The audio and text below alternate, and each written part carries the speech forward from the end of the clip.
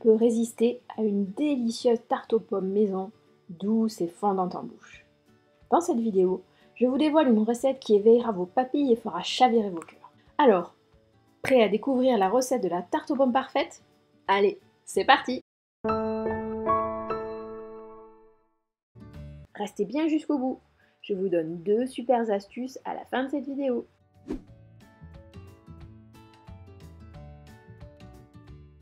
La recette est prévue pour 2 tartes de 18 cm. Vous pouvez la diviser par 2 sans difficulté, ou alors utiliser mon astuce en fin de vidéo. Il vous faudra 150 g de beurre tempéré, 3 g de sel, 90 g de sucre glace, 30 g de poudre d'amande, un œuf et 250 g de farine tamisée. Dans la cuve du robot mille la feuille, je verse le beurre tempéré, le sucre glace et le sel, et je mélange jusqu'à obtention d'une texture crémeuse. Sans cesser de mélanger, je verse l'œuf battu. J'ajoute la poudre d'amande. Je mélange pour homogénéiser. Il ne faut pas hésiter à racler les bords si la texture est un peu collante. J'ajoute la farine en une seule fois et je poursuis le mélange jusqu'à ce que la pâte soit bien homogène.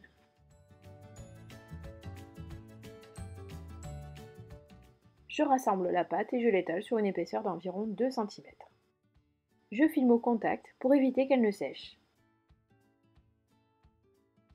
Elle va reposer 1 heure au frais.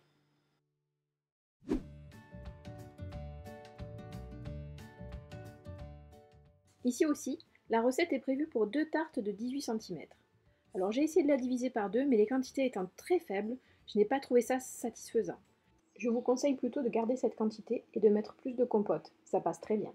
Vous aurez besoin de 150 g de pommes pelées et épepinées, de 25 g de beurre doux, de 35 g de sucre en poudre et d'une gousse de vanille. Petite astuce pour la gousse de vanille, vous pouvez tout à fait utiliser de la poudre de vanille, ça fonctionne très bien. Dans une casserole, je fais fondre le beurre avec le sucre. J'y ajoute la gousse de vanille fendue et grattée, ainsi que les graines de vanille. J'ajoute ensuite les pommes coupées en morceaux. Je mélange les pommes pour bien les enrober de beurre et de sucre. Je laisse compoter à feu doux 20 minutes en mélangeant régulièrement. Je retire la gousse de vanille, je mixe et je la laisse refroidir. Dans cette vidéo, j'utilise le cercle à tarte, mais vous pouvez tout à fait utiliser un moule classique. Je beurre le cercle à tarte avec du beurre fondu. J'ai étalé ma pâte sur 2 mm d'épaisseur. Elle est bien froide et du coup un peu ferme car le beurre à l'intérieur a figé. Elle sera donc plus facile à foncer. Je l'enroule sur mon rouleau pour venir la dérouler sur le cercle à tarte posé sur du papier sulfurisé. Je commence par appuyer légèrement au centre, puis je crée l'angle droit en faisant épouser la forme du cercle.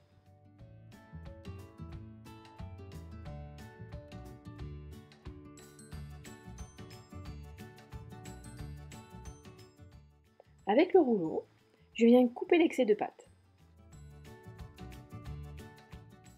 Si besoin, remettez votre fond de tarte au frais. La pâte a pu réchauffer lors de la manipulation. Je viens affiner ma pâte une dernière fois pour avoir des bords bien fins et je découpe le surplus avec un couteau. Et restez bien jusqu'au bout, je vous donne une super astuce pour vous faciliter cette étape.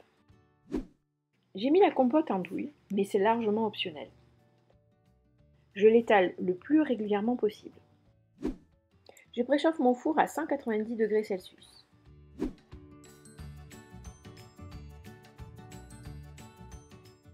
Pour la garniture, vous aurez besoin de pommes. Alors idéalement, les meilleurs ce sont les golden. J'ai essayé plusieurs types de pommes, mais c'est vrai que je reviens toujours au golden. Il vous faudra également un petit peu de beurre fondu et un tout petit peu de sucre roux. J'ai pelé la pomme, enlevé le trognon et je l'ai coupé en 2. Avec le couteau, je viens faire des lamelles les plus régulières possibles. Au plus elles le seront, au plus votre tarte sera belle. Je n'étais pas en face pour pouvoir filmer, mais je vous conseille vivement de vous mettre en face de vos pommes. Je commence par mettre une première lamelle, puis je viens faire chevaucher 2 autres lamelles en quinconce. Et je n'hésite pas à couper un peu le bord si nécessaire. J'avance ligne par ligne et je viens compléter avec des lamelles retaillées.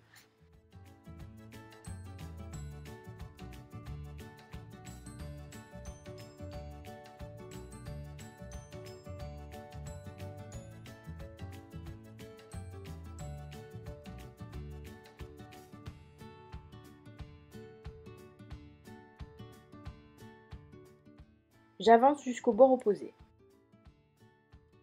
Il faut essayer d'être le plus régulier possible. Je badigeonne mes pommes avec du beurre fondu et je saupoudre de sucre roux.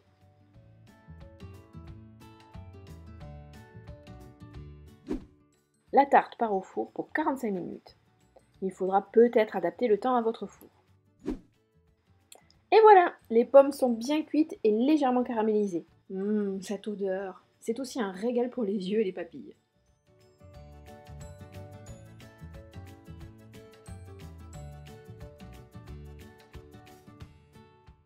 Bon appétit! Vous voulez vous régaler, mais vous n'avez pas de moule à tarte, vous ne savez pas foncer une pâte, ou tout simplement, vous avez la flemme. J'ai la solution pour vous, c'est la tarte rustique. Alors, c'est le petit nom que je lui donne, dites-moi en commentaire si vous en connaissez un autre. Je commence par étaler ma pâte à 2 mm d'épaisseur environ, puis je découpe grossièrement un rond à la taille souhaitée. J'étale la compote jusqu'à environ 2 cm du bord, mais vous pouvez aussi faire des bords plus épais. J'installe les pommes comme je vous ai montré précédemment.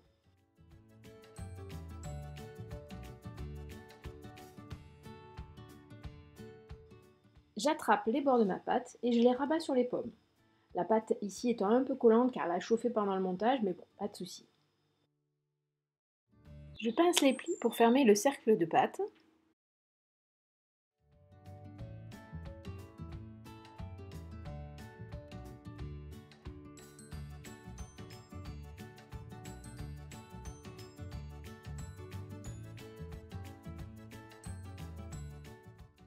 Et voilà!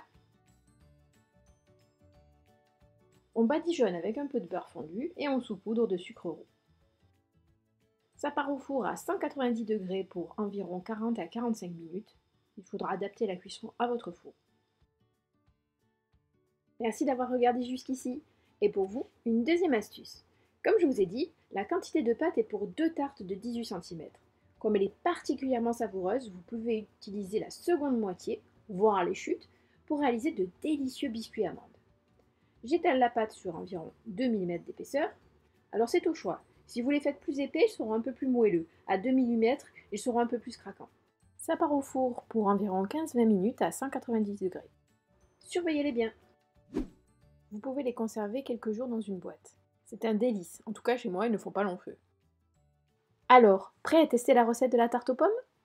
Dites-moi en commentaire si vous avez testé et si vous avez approuvé. J'espère que cette vidéo vous aura plu. Si c'est le cas, n'hésitez pas à me laisser un petit pouce bleu et à vous abonner pour ne pas rater les prochaines vidéos. À bientôt!